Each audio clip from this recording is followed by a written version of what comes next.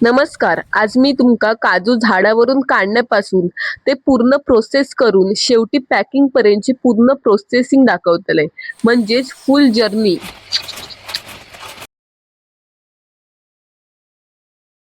तर आता मी इलय आमच्या काजीत. आज मी तुमच्यासाठी आपल्या कोकणातलो एकदम स्पेशल व्लॉग घेऊन इलय.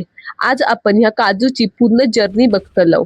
आणि हो, ह्या एवढा दिसतात एवढा सोप्पा नसता हा. तर चला सुरुवात करूया आजचो काजूचो प्रवास. उन्हामुळे झाडावरचे काजी तर तुमका दिसतच नसतले. हे काजी झाडावर बघताना खूपच सुंदर दिसतात, पण पडलेले काजी उचलूक तर माका लयच कंटाळो येता. पण काय करणार, करूचा लागता. कधी कधी त्या फांद्यातनं वाट काढून जाऊचा लागता, तर कधी कधी झाडाच्या मुळातनं काज शोधून आणूची लागता. हे काजू उचलून येते तिथे.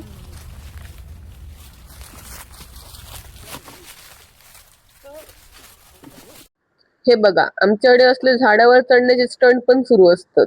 आता हे गोळा केलेले काजी एका ठिकाणी साठवून मोडले जातात म्हणजे ते बोंडू आणि काच वेगळी वेगळी केली जातात आणि ते काजी स्वच्छ धुवून उन्हात वाळवले जातात. आणि ही सुकवूची प्रोसेस खूप महत्वाची असता. आणि मग ते वाळवलेले काजी बॉयलर मध्ये टाकले जातात.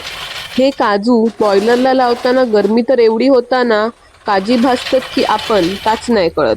आणि ही प्रोसेस 2 वेळा करूची लागता, नाहीतर काजी अख्खे निघत नाही आणि त्याचे तुकडे जास्त पडले जातात. म्हणून हे बॉयलर मधले काजी थंड झाले कटिंग करूच्या मशीन मध्ये टाकतो.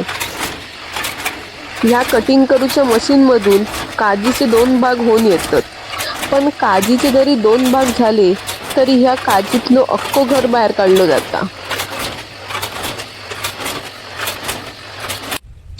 कटिंग केलेले काजी एकत्र घेऊन त्यातलं अख्खो घर बाहेर काढलं जातं. थांबा, गर इलो म्हणजे प्रोसिजर संपली असं नसता. आता हे काढलेले गर ड्रायर मध्ये 6 ते 7 तास टाकले जातात.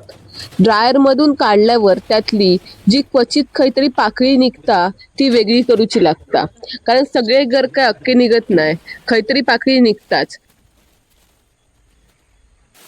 आणि पाकळी बाजूक करूक पण खूप वेळ लागता, कारण त्यातलो एक एक गर शोधून शोधून बाहेर काढूचो लागता.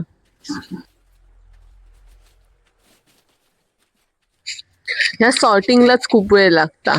आणि ह्या सगळा झाला, त्यातली पाकळी बाजूक काढून झाली की नंतर शेवटची स्टेप, ती म्हणजे पॅकेजिंगची स्टेप. तर मंडळी, ह्यो होतो काजूचो संपूर्ण प्रवास. ह्या सगळा इतका सोप्पा वाटता, पण ह्यामागे खूप मेहनत असता.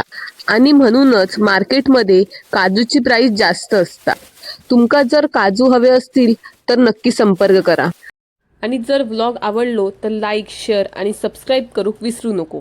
भेटूया पुढच्या व्लॉगमध्ये.